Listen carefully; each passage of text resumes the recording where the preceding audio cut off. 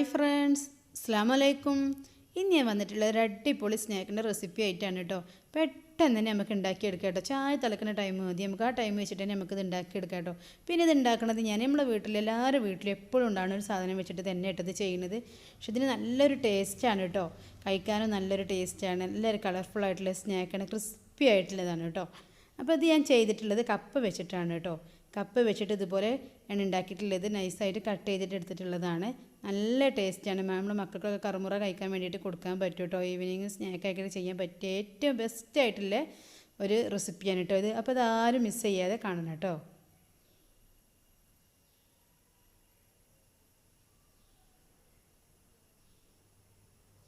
ഇനി നമുക്കിത് ഉണ്ടാക്കാൻ വേണ്ടിയിട്ട് തുടങ്ങാം കേട്ടോ.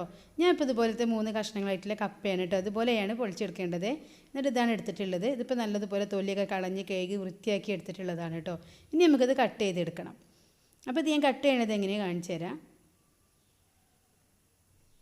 നമ്മൾ അവിയലിനൊക്കെ കട്ട് ചെയ്തെടുക്കൂലേ, പക്ഷേ അവിയലിനൊന്നും കട്ട് ചെയ്തെടുക്കുന്ന അത്ര കട്ടിയും പാടില്ല കേട്ടോ.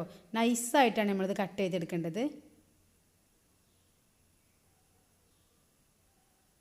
ഞാനിപ്പോൾ ഇതുപോലെ അരിഞ്ഞിട്ട് പിന്നെ ഞാൻ നൈസായിട്ട് ഇത് കട്ട് ചെയ്തെടുക്കുകയാണ് കേട്ടോ. അപ്പോൾ നമുക്ക് പെട്ടെന്ന് തന്നെ ഉണ്ടാക്കിയെടുക്കാം കേട്ടോ. നല്ലൊരു ടേസ്റ്റ് തന്നെയാണ് കേട്ടോ. ഇത് ക്രിസ്പി ആയിട്ട് തന്നെ കഴിക്കുമ്പോഴൊക്കെ നല്ലൊരു ടേസ്റ്റ് കിട്ടുന്നുണ്ട് കേട്ടോ. ഇതുപോലെയാണ് ഇത് കട്ട് ചെയ്തെടുക്കേണ്ടത്.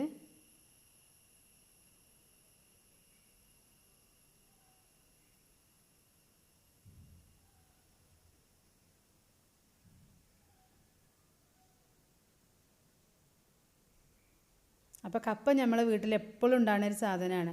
അത് വെച്ചിട്ട് ഉണ്ടാക്കാൻ പറ്റുന്നതാണ് കേട്ടോ. അപ്പോൾ നമ്മൾ ഈ മിച്ചറും ഇതൊക്കെ കഴിക്കണത് പോലെ മക്കൾക്ക് നമുക്ക് ഈസി ആയിട്ട് ഉണ്ടാക്കിയിട്ട് കൊടുക്കാം കേട്ടോ. ഈവനിങ്ങിനൊക്കെ സ്നാക്കിന് നല്ല ടേസ്റ്റാണ്. നല്ല കട്ടൻ ചായയുടെ കൂടെ നമുക്ക് കഴിക്കാൻ പറ്റിയ ഒരു അടിപൊളി സ്നാക്കാട്ടോ ഇത്. അപ്പോൾ ഉണ്ടതുപോലെ ഞാൻ ഇതൊക്കെ കട്ട് ചെയ്തെടുത്തിട്ടുണ്ട് കേട്ടോ. ഇനി നമുക്ക് ബാക്കിയുള്ളതും കൂടി ഇതുപോലെ കട്ട് ചെയ്തെടുക്കാം. ഇപ്പോൾ ഞാൻ മൊത്തം അത് കട്ട് ചെയ്തെടുത്തിട്ടുണ്ട് കണ്ടോ. ഇത്രയും കിട്ടിയിട്ടുണ്ട് കേട്ടോ. ആ 3 കിഴങ്ങ് വെച്ചിട്ടാണ് കേട്ടോ അത് ചെയ്തിട്ടുള്ളത്.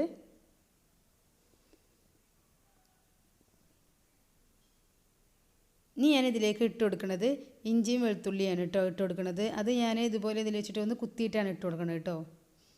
വെളുത്തുള്ളി ഞാൻ തൊലി കഴിഞ്ഞിട്ടില്ല.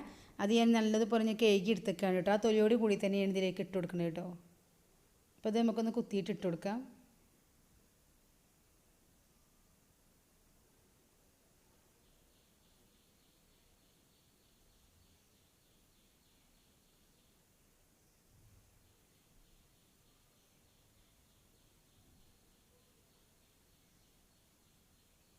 പിന്നെ ഇതിലേക്ക് ഞാൻ കുറച്ച് മുളക് പൊടി ഇട്ട് കൊടുക്കുന്നുണ്ട്. ഇത് കാശ്മീരി ചില്ലിയാണ് കേട്ടോ. പിന്നെ ഇപ്പോൾ ഞാൻ കുറച്ചേ ചേർക്കണുള്ളൂ കേട്ടോ.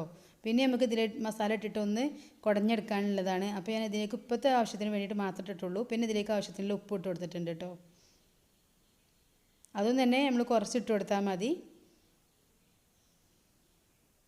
എന്നിട്ട് നല്ലതുപോലെ ഒന്ന് മിക്സ് ചെയ്തെടുക്കുക. പെട്ടെന്ന് തന്നെ ഇത് വറവായിട്ട് കിട്ടും കേട്ടോ. അതാണ് ഇതിൻ്റെ പ്രത്യേകത. പെട്ടെന്ന് തന്നെ ക്രിസ്പി ആയിട്ട് വറുത്ത് കിട്ടാൻ നമുക്ക് പെട്ടെന്ന് തന്നെ ചെയ്തെടുക്കാം കേട്ടോ.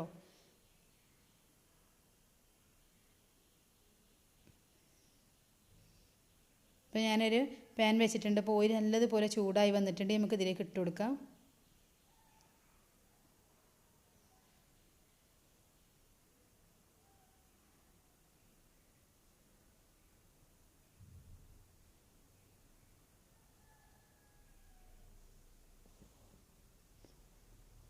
നല്ല ചൂട് വേണം കേട്ടോ ഓയിൽ, എങ്കിലേ അത് പെട്ടെന്നായിട്ട് ക്രിസ്പി ആയിട്ട് വരുള്ളൂ. ഇല്ലെങ്കിൽ അതിൻ്റെ ഉള്ളൊക്കെ ഒന്ന് വെന്ത് തണുത്ത് പോകും. അപ്പോൾ നമുക്ക് ആ ക്രിസ്പി ആയിട്ട് കിട്ടില്ല കേട്ടോ. നല്ല ചൂട് തന്നെ വേണത് ഫ്രൈ ചെയ്തെടുക്കാൻ. ഇളക്കി ഇളക്കി കൊടുക്കണം.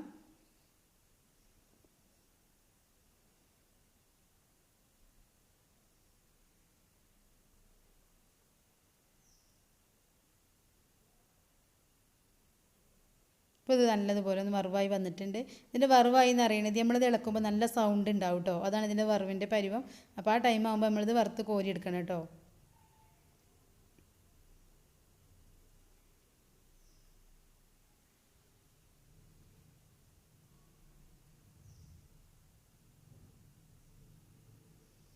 ഇനി നമുക്ക് ബാക്കിയുള്ളതും കൂടി ഇതുപോലെ ഇട്ടിട്ട് വറുത്തെടുക്കാം കേട്ടോ.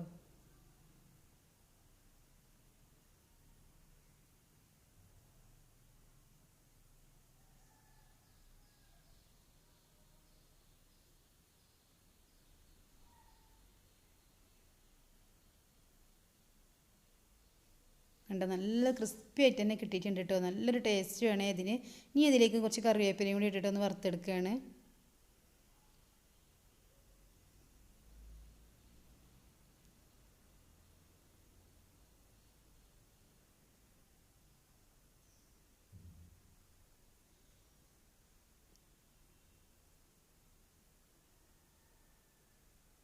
അപ്പോൾ അത് മൊത്തം ഞാൻ വറുത്തെടുത്തിട്ടുണ്ട്. പിന്നെ ഞാൻ ഇതുപോലെ ഒരു അടപ്പുള്ളൊരു പാത്രത്തിലേക്കാണ് ഇതിട്ടിട്ടുള്ളത് കേട്ടോ. എന്താ വെച്ചാൽ ഇനി നമുക്കൊന്ന് അങ്ങോട്ട് കൊണ്ട് ഇളക്കിയൊന്ന് എടുക്കേണ്ടതുണ്ട് കേട്ടോ. അപ്പോൾ ഞാൻ ഇതിലേക്ക് ഇനി സ്പെഷ്യലായിട്ട് ചേർക്കുന്ന ചേരുവകളാണ്. അപ്പോൾ ഞാൻ ഇത്തിരി മുളകും പൊടിയും കൂടി ചേർത്തിട്ടുണ്ട്. അപ്പോൾ ഞാൻ പറഞ്ഞില്ല ആദ്യം കുറച്ച് ഞാൻ ചേർത്തിട്ടുള്ളൂ, ഇപ്പോൾ കുറച്ചും കൂടി ചേർത്തു. പിന്നെ ഞാൻ ഇത്തിരി ഉപ്പും കൂടി ഇട്ട് കൊടുത്തിട്ടുണ്ട്. പിന്നെ നമുക്ക് ഇതിൻ്റെ നല്ലൊരു ടേസ്റ്റ് കിട്ടാൻ വേണ്ടിയിട്ട് ഞാൻ ഇതിലേക്ക് ചാറ്റ് മസാലയാണ് കേട്ടോ ചേർത്ത് കൊടുക്കുന്നത്. അപ്പോൾ ഈ ചാറ്റ് മസാല ചേർത്ത് കഴിഞ്ഞാൽ നമുക്ക് ഇതിനൊരു പുളിപ്പും ഒക്കെ കിട്ടും. അപ്പോൾ നല്ലൊരു ടേസ്റ്റ് തന്നെയാണ് കേട്ടോ. അപ്പോൾ എല്ലാവരും ചാറ്റ് മസാല ഉണ്ടെങ്കിൽ എല്ലാവരും ചേർക്കുക കേട്ടോ, അത് സ്കിപ്പ് ചെയ്യരുത്. അപ്പോൾ ഇതിൻ്റെ ടേസ്റ്റിന് കിട്ടുന്നത് ആ ചാറ്റ് മസാലയിലൂടെയാണ്. എന്നിട്ട് നമ്മൾ ഇതുപോലെ അടച്ചിട്ട് നല്ലതുപോലെ ഒന്ന് ഇളക്കി കൊടുക്കുക. അപ്പോൾ ഇതെല്ലാ ഭാഗത്തും ഈ മസാലകളൊക്കെ ഒന്ന് മിക്സ് ആയിട്ട് കിട്ടും.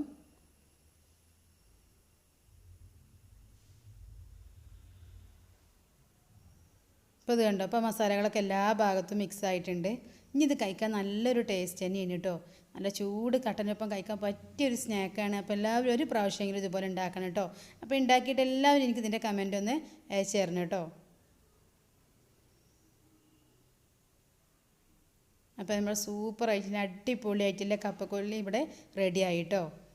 അപ്പോൾ ഇത് നമ്മൾ കടയിൽ നിന്നൊക്കെ വാങ്ങണ അതേ ടേസ്റ്റും ഫ്ലേവറൊക്കെ ആയിട്ട് തന്നെ കിട്ടിയിട്ടുള്ളത്. അപ്പോൾ എൻ്റെ വീഡിയോ ഇഷ്ടമായെങ്കിൽ എല്ലാവരും ഒന്ന് സബ്സ്ക്രൈബ് ചെയ്തിട്ട് സപ്പോർട്ട് ചെയ്യണേ, ഷെയർ ചെയ്യുക, കമൻറ്റ് ചെയ്യുക.